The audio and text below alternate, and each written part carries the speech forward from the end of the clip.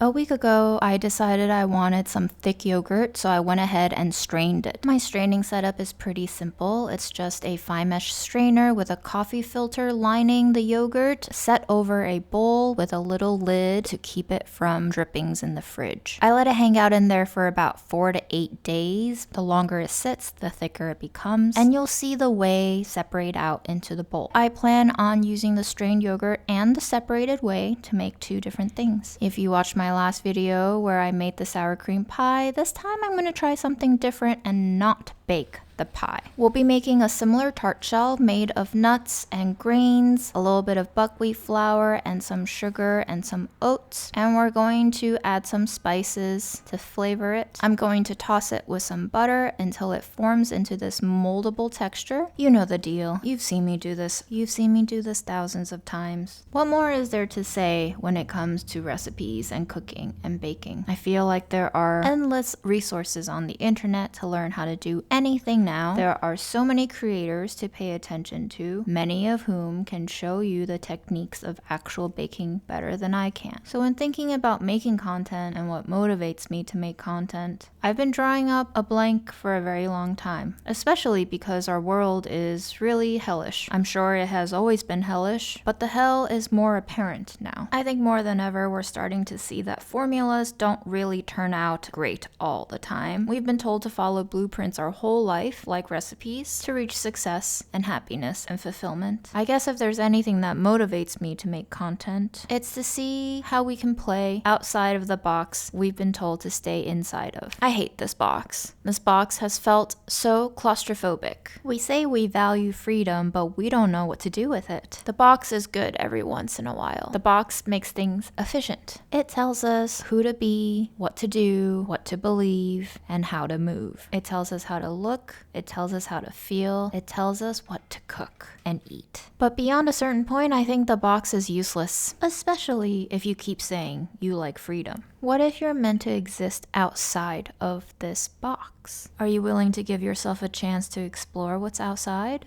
of you? People tell me that I'm creative, that's how I can make all these different things. I think I'm just unsatisfied, maybe even a little bit bored. Is this really all there is to life? Is to follow instructions? I feel like there's just more to play with, more to learn and discover outside of what I've been told to do. Difference is sexy. Isn't that why we all fear communism? Except I think capitalism currently has the worst parts of our fears of what communism can be without any of the benefits of communism. Congrats, folks. I believe this is hell for us. But when you're just starting out, recipes are necessary. Recipes are an ingredient too. They're not the answer or the whole answer, but they can be part of it. They give you a base formula for you to learn some patterns, some ratios, some techniques, but the recipe is there to provide you with the tools that you eventually choose whether or not you want to keep in your toolbox. Kind of like training wheels on a bike. Like any skill, you develop muscle memory and a personal relationship to the dynamic of movement. You begin to find your own rhythm in it, your own language, a dance with your own signature moves. So I guess my motivation in making content is to allow myself the space to dance my dance. I also want to see you dance your dance, because I think it'll just be funner that way. We may be in hell, but we might as well dance. Why not, right? I like to store my flowers in the freezer so that when the temperatures get hotter, like in the summertime and the humidity goes up, the chances of it having bugs in it reduces. And I like to label it just so I can remember which flower is which. I recommend doing this before the container is ice cold because you will have a hard time getting that tape to stick. For the whey, I'm going to go ahead and make a cornbread recipe. I'm going to use this base recipe that I developed, but I'm going to go ahead and use whatever other flours and fats and milks that I have on hand. In this case, I don't have milk on hand, but I do have whey. And whey is supposed to be really good with gluten-free flours or whole wheat flours. That's just what the internet told me. I don't really know, so we're going to test it. My original recipe calls for almond flour, which I don't have, but I do have other nuts and seeds. So I'm grinding up some pepita, a little bit of flaxseed, putting in some hemp hearts, and this will be a nice enough substitute for the almond flour. Will it yield exactly the same results? No, it won't. It'll be different. And that's what's fun about it.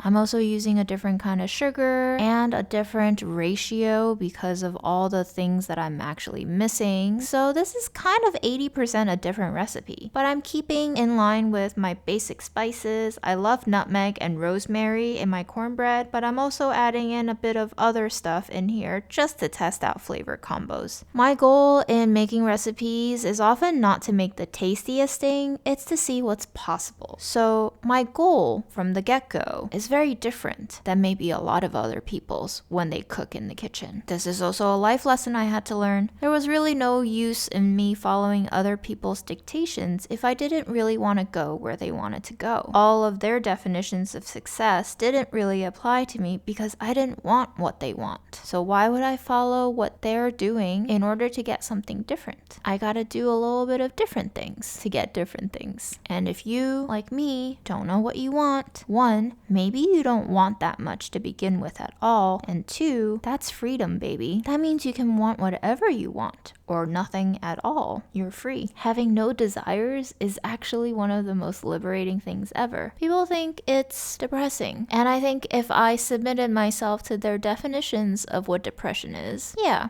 it could be. And to a certain point, all mental illnesses, labeled as such, are social diseases. You don't fit in with the majority mainstream way of doing things? Well, gosh darn it, you're mentally ill. But I look around at our leaders, so to speak, and I don't know if they have their head on right either. If this is what it means to be crazy, then I'm happy to be crazy in my own way. It took me a long time to understand this. I'm turning 37 this year, but better late than never, and I don't think it's too late. It's very, very lovely to live this way. Bake the way that I want to bake, or just bake the way that my ingredients dictate. I absolutely love that every time I bake something, it comes out different, because it kind of mirrors life. No matter how many times you do something, it's never really identical, is it? For our tart, I'm going to still use that psyllium husk because gosh darn it, I want to see what it can do. And I also have these super ripe pears in my fridge that are really starting to kind of rot but are perfectly sweet. So we're going to go ahead and make a no-bake pear curd that is mostly vegan until you hit the yogurt topping. I'm going to scoop over the pear curd. But the pear curd itself is just going to be made up of pears, some ground nuts and seeds, some psyllium